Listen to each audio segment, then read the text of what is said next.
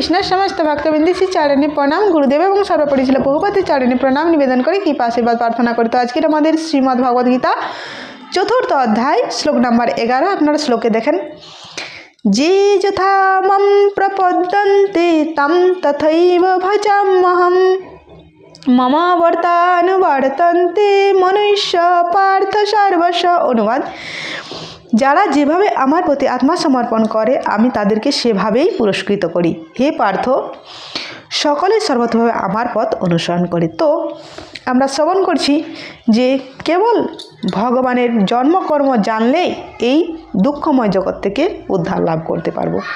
তো ভগবান আজকে শর্ত দিচ্ছেন, যে যথা তাম তথা, যে যথা মম প্রপদ্যন্তে তাম তথৈব ভজামম। যে যতটুকু আমার চরণে আত্মসমর্পণ করবেন, যে যতটা আমাকে ভালোবাসবেন, আমি তাকে ততটাই পুরস্কৃত, ততটাই আমি তাকে তার প্রতিদান দিই। তো ভক্তি করলেই যে দুঃখ থেকে মুক্ত হবেন, মুক্ত লাভ করবেন, সেটা কিন্তু না। ভগবান যে যতটুকু দেবেন, যে যতটা আমার চরণে আত্মসমর্পণ করবেন, আমাকে ভালোবাসবেন, আমি তাকে তার ততটাই প্রতিদান দেব। তো যে যথা তাম তথা।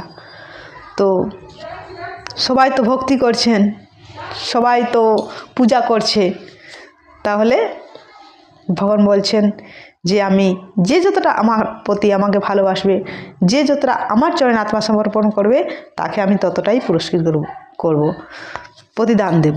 তো বাকিটা কাল পরের বক্তব্য। হরে কৃষ্ণ।